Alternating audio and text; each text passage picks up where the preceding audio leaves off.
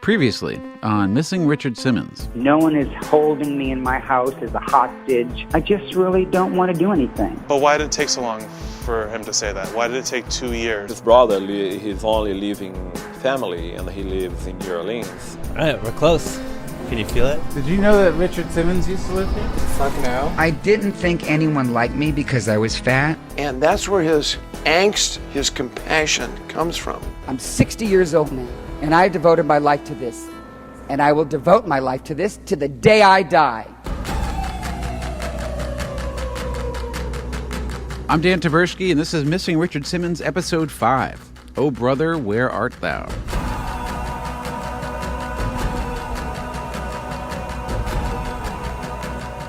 So here's where we left off. My producer Henry and I came to New Orleans to find Lenny, Richard's only brother. And once we found him, he wasn't totally, completely, 100% on board with what we're doing. Can I help you? Hi, I'm Dan. Oh, I sent you that email last week. You never called me. Oh. I guess we should have called. What did he look like? He looked like he just got out of bed.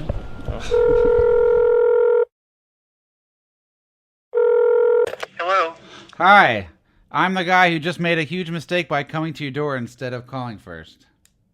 Okay. I'm so sorry. That's all right. There was a couple other reporters that did this, and... Ever since Richard went underground, Lenny has been incredibly protective of his younger brother. He hasn't talked to anyone, as far as I can tell. So I really appreciated his willingness to stay on the phone and talk for a bit. The only thing I will tell you is that my wife and I were there for Christmas, like we are almost every year, and we had a very pleasant time, and he was in good spirits except for a cold, and he's doing what he wants to do, which is just to kind of enjoy life and kick back. So, I mean, that's frankly the only comment I have. And I totally understand him wanting to be quiet. I totally get it. And I think if anybody has earned it, he has. I think it's just the severity of how he cut so many people out that is just so surprising. He's not angry with anybody, but it's just like he decided, all right, I've done it, and now I just want to be quiet. He doesn't talk to very many people, which is, I wish he would, but, I can't make him, even I'm his older brother. But, he calls me every Sunday, and that's all I can really tell you about his life at this point. But for some reason, he's just wanted to be quiet, which is the complete opposite of what he normally is. So I don't understand it. I wish I did, but I have to respect it. Do you think he cares what people think?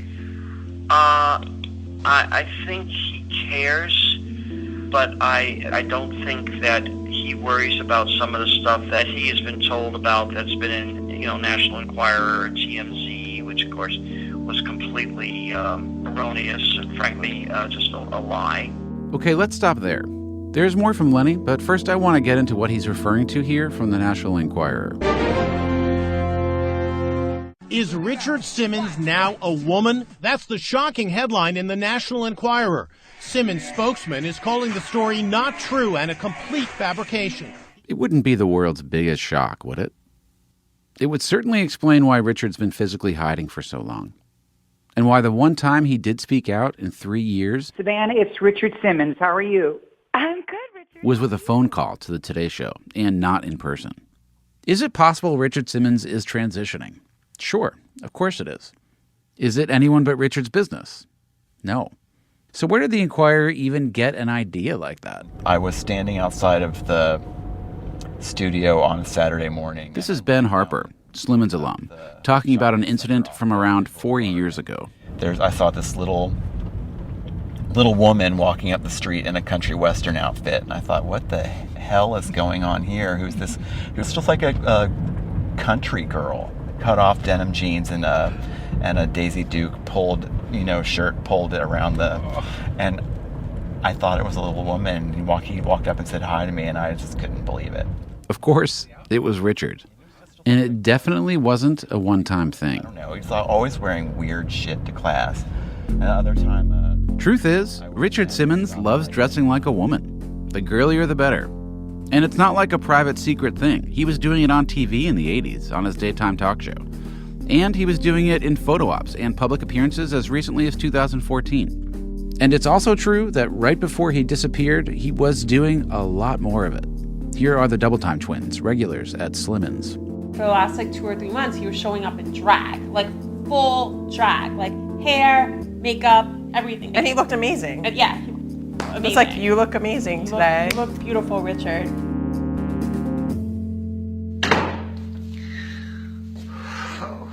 I'm watching a video of Richard dressed like, I'm guessing, Rita Hayworth, wearing pink curls and a leopard print robe. And he just stepped on a bathroom scale. In those final months, Richard posted a series of elaborate videos where he was dressed like all sorts of women.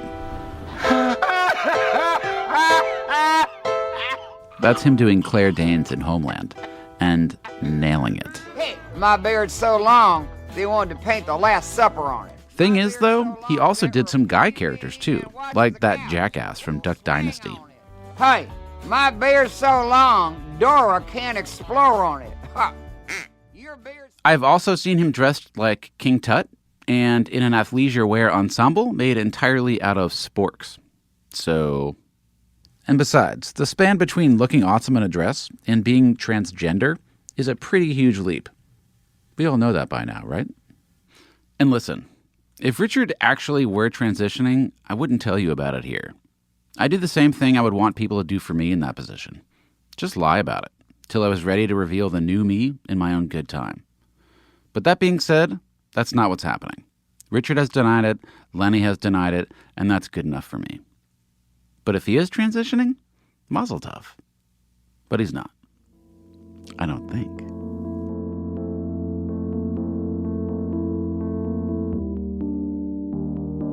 He just wants to be quiet right now, and I have to respect his wishes. Okay, back to Lenny. Do you think it's the severity of because he was so connected to so many people that just doing it, just cutting it off, was the only way to actually do that? I don't know. I'm not. I can't be in his mind, so I'm not too sure exactly why he made that decision to do it that way. But he did. Maybe one day he'll tell me. Wow. He really hasn't. He doesn't. He really has not confided in me.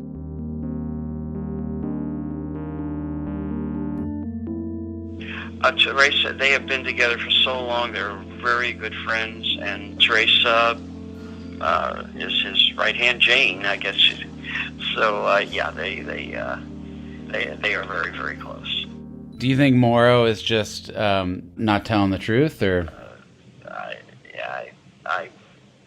It's hard for me to believe that he particularly cares. Right. He cares about some things, but it's certainly not about my brother. But Lenny, you think that he seems happy and healthy? Happy is kind of a hard word to describe. There's nothing going wrong medically, and I would know that. Does he have cancer? Does he have AIDS? Does he have this? Does he have that? And he doesn't have any of that. And he's healthy. Yeah. What do you think the odds are of me getting 5 minutes on the phone with Richard Simmons? Oh, no. I don't think that's going to happen. Lenny Simmons could be the world's biggest liar. Every word he uttered could be false, to protect his brother or hide some secret. But even as I say that, it just doesn't seem right, does it? I just believe him. So assuming for a minute that the things he told me are true, here's the stuff that makes me stoked. Richard is not sick. Richard is making his own decisions. Richard is talking to somebody every Sunday. I know that sounds like a dumb one, but a lot of people didn't even think that was happening. Also, it makes me happy that Lenny Simmons sounds like Bradley Whitford. That's just a fun bonus. Now, here are the things that really bum me out. Happy is kind of a hard word to describe. Blech. That seemed so honest to me and such a drag. And the second thing that bums me out, not even Lenny knows why Richard's done this. he's as dumbfounded as we are. Listening to him describe Richard's life now, it reminds me a lot of someone else. Everybody I know that is morbidly obese is alone. Remember Kathy from Nebraska? She and I talked a lot about the loneliness of her own life dealing with obesity. It's isolating. They prefer to be alone. They hide in their homes. They don't go out for many, many reasons. It's physically miserable to do it. It is socially miserable to do it. And you're so ashamed, you don't think you deserve it. I wonder if those feelings and habits from being obese ever leave you, how hard they are to shake. And if Richard, the fat teenager, and all the habits that go along with that, I wonder if that's the Richard in charge right now. If I had a conversation with him right now, I would say, quit isolating, find the people, seek out people that you trust. It's horribly lonely, and you kind of start getting a little crazy. And you start getting inside of your own head. And it's a really tough thing. The longer you stay in isolation, the harder it is to get out of it, because the world goes on without you. Yeah. And yet I feel like I understand part of what you're saying. There's something about that isolation that's so appealing. It's so attractive. Well, you don't get challenged. You don't get any surprises. You have no responsibility. Every day is the same. I mean, you don't think about all you're missing out on because you don't see it.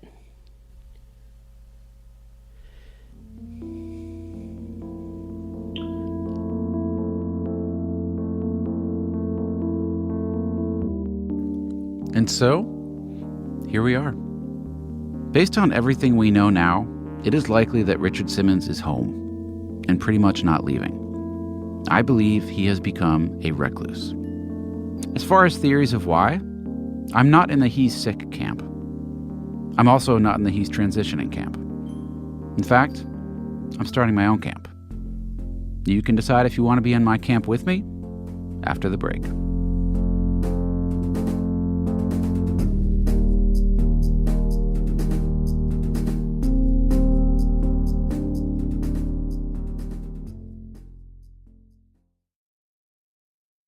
We have talked about Slimmins, and we've talked about Sweatin' to the Oldies, and Deal Meal, and talk shows, and mall tours, and Jesus H. Christ, Richard Simmons was a busy guy. But there is one huge, important thing about the Richard Simmons empire that we haven't talked about yet. The cruise to lose. Hi, everyone. Well, here it is, our first day of the cruise. Since the early 90s, and right through to 2011, a couple times a year, Richard Simmons hosts the Cruise to Lose. It's Richard and about 300 of his most ardent followers, friends, and students who pay to basically OD on a week's worth of pure grade A Richard Simmons. Now, tomorrow we have a very full day, and we're going to have a disco class. So make sure everyone's there, really hot disco. Yeah, You do all the cruisy stuff, shuffleboard and casino night and all that, but also you get to exercise with Richard and go to seminars and group meetings with him about how to manage food and feelings. It was a perfect world for 1 week. Here's Kathy again. I didn't know so many fat people existed. I mean, seriously.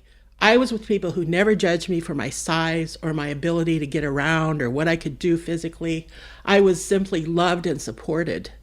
And it was like a freedom like you cannot even imagine.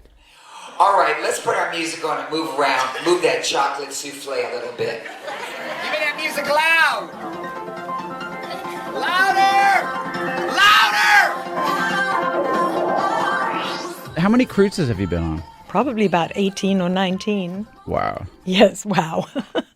You remember Winifred Morris. She's a nutritionist, and she spent 16 years working side by side with Richard on all those cruises. All these people who came back to the cruises time after time as if their lives depended on it. These are people who maybe hadn't been out of their houses in years or really connected with people who felt the same way that they felt. And so the connections were just palpable. And Richard created that. The Cruise to Lose is important because it was a microcosm of all the wonderful things about being Richard Simmons, but also of all the real challenges of being him too. He would run over to you and give you a big hug and a kiss, and he's just kissing everybody, hugging everybody. Beth Lissick is an author, and she wrote about her experience on the Cruise to Lose. And these women, a lot of them are attracted to him in a sexual way. They get very flustered and very like, oh, here comes Richard. Like, oh, God, doesn't he look good tonight? Look at Richard. They get very kind of worked up when Richard comes over. And it's not just a fangirl thing. It's like there's a sexual energy. Really? Yeah. Here's a cruise video from 2010. All that screaming, it's because Richard got on the table to dance for them. And then a woman approaches and puts $1 in his shorts. It's funny, right? Ha ha. Until you get a look at her face and you realize she is not joking at all. And the other women, they follow suit. He must have made $20 in 90 seconds. They are in a frenzy. And before your head goes there, I'm not saying it was some weight loss cruise sex ring thing. But it is important to understand how intense it was. I just best describe it as like a Liberace thing. When Liberace was first, playing piano on TV, women would go crazy for him because he has Richard's very affectionate with women, and he sees you, and that goes a long way. And he sees you. Yep. That is a big part of it. I mean, he hugs all these, sweaty fat women. That's Kathy again. Hugs and loves them and appropriately, affectionately. And I'm telling you, most obese people don't get a lot of hugs. Some people never get touched. Richard stepped through those bounds and got on an intimate level with people and made them feel like they had value and that they mattered. And pretty soon you start believing that you do matter and you do have value. What a wonderful thing to be able to do that for people. What a gift Richard Simmons had for empathy. But the thing I can't stop thinking about, though, is how unqualified he was to be doing all of this, to be navigating all of that emotional intimacy, all that psychic pain. I love the guy, and I think he's been a force for incredible good in the world. But I can't help but wonder if he was in over his head. He wanted people to need him. He really did. And they did. They desperately needed. A lot of them fell in love with him. I mean, I had almost every cruise, there'd be someone almost ready to commit suicide because Richard wasn't giving them the attention that they had built up in their minds. That I had a big talk to Richard one day about it. I said, look, there's this girl, she's just suicidal, and she was so sure that you were talking to her through the television and that you were going to propose to her as soon as you set eyes on her. So it was a problem. It really was. And it got even more fraught than that. Richard needed all those people just as much as they needed him, or perhaps a little more. And in fact, sometimes when people lost weight and really got down to goal weight, he really lost interest in them. He was unsupportive, to put it mildly. So, how do you mean unsupportive? Being ignored by Richard on a cruise where they'd come back at goal weight. I can see some in my mind now, and it didn't work for Richard. I guess he felt empty. He should have been thrilled. But success. Yes, exactly. He is a complicated person, as you know. He is. What is his responsibility if he cut people off who he was working with as a therapist? Never as a therapist, you see. You're using the word. I'm using the word. Yes. But don't you think he put himself in that position? Not really, because he didn't have anybody sign anything, or he wasn't signing anything. He didn't pretend to be something he wasn't. Did he ever study? No, he didn't ever have therapy, and he wasn't a therapist, but he was empathetic. He had incredible empathy. So he wasn't a therapist. Is empathist a word? Not quite, but... It should be a word. He was an empathist. What a fabulous word. Turns out the word is empath, but I like mine better. Regardless, I don't think empathy was enough. As far as I can tell, Richard Simmons never studied, in any traditional sense, to learn the skills to make sure he was doing this right. Not just to protect the people he was helping, but also to protect himself. When he helps somebody, he feels the happiness of it, but he feels the sadness of it when it's the other way around and when it doesn't work. There was one, I wish I could remember her name now, just the most beautiful young girl, about 21, and she could hardly make it to the exercise room. She had to rest so many times that she could hardly get there on time for the lectures or the exercise. And she wrote me the loveliest letter after her cruise about how it was the best time of her entire life. And she was dead in 2 weeks after that. He had a lot on his hands. And by the end of that cruise, he was depleted. Here's author Beth Lissick again. Like, he was so tired, and from just all the energy that he was giving to everybody. So, his hair, which is so he's so famous for his hair, it was just like completely flattened. It was just kind of these damp kind of jerry curls, and he was just like really busted. You can't hold all of those people inside you all the time and live in that state of empathy too much, or it's harmful to you. Rebecca Meredith met Richard on her first cruise to lose. She lost 125 pounds and was so inspired by Richard's methods that she went back to school in her 40s to become a psychoanalyst.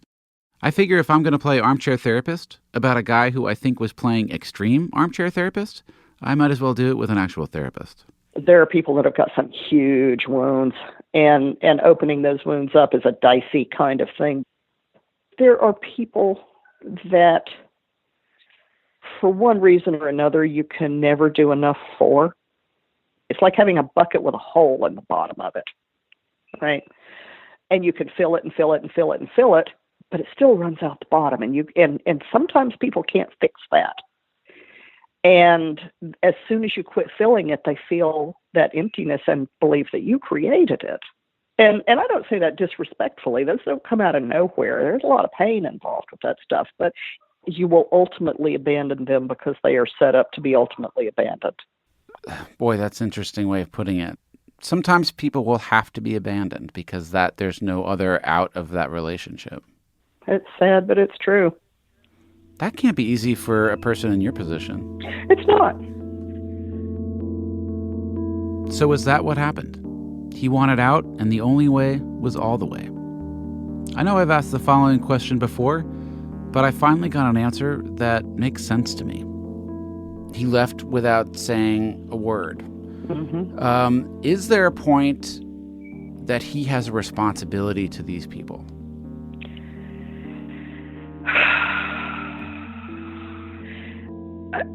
Depending on what's going on with Richard, that point may be moot. My mom was a fan of Richard Simmons from as long as I can remember. This is Stacy. She lives in Idaho. A few years ago, her mom got sick. She only lasted a year after her diagnosis.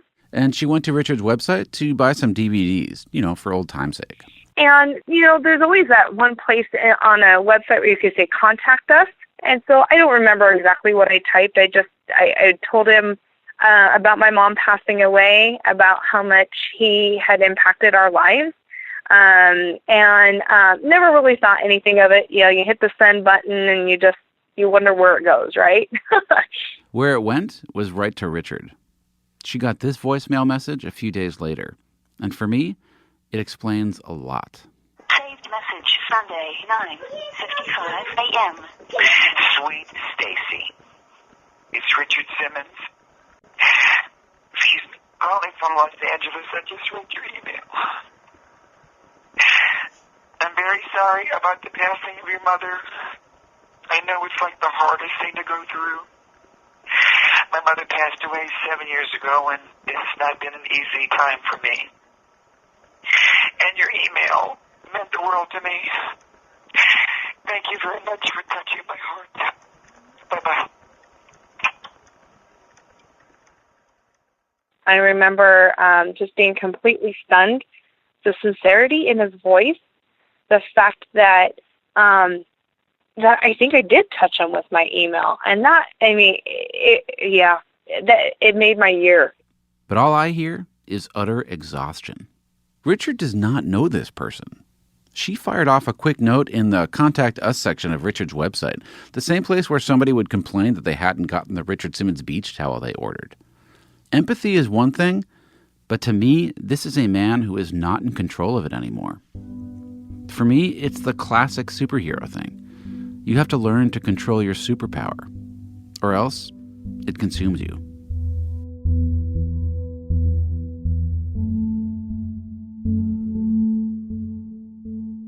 So, Richard Simmons. Next episode is my last episode. This was never meant to be an endless search party. I make my case for why you're awesome, and you either respond or you don't. It's up to you, and I've already pushed it enough. But I will say this. And I know I sound like a crazy person because I'm talking to somebody through a podcast who might not even be listening, but I wish you would just give us a chance to repay the favor. Let us be the empathetic ones for a change. Give us a chance to say that what you're feeling is okay, and to say thank you for all you've done. For your entire life, you have been relentless in personality, in business, in kindness, and now in maintaining your isolation. Just relentless. Well, I'm not going to be. I will, in fact, relent. Right after I give it one last shot. Don't worry, it's nothing crazy or illegal. It's just persistent. Loving, but persistent. And this time, I'm not taking no from your housekeeper for an answer.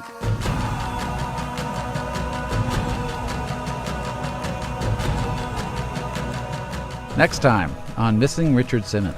So I believe you should have an important conclusion that the podcast deserves. If he made this choice to do it this way, I think he did not do the right thing. You know, Richard has this unique quality, spending 10 minutes with somebody and, they feel like they are his best friend. So you don't think he's going to be there? I have a hunch that he won't. I mean, he hasn't been in nearly 3 years. Why start now? Most people want that last bow. Not everybody.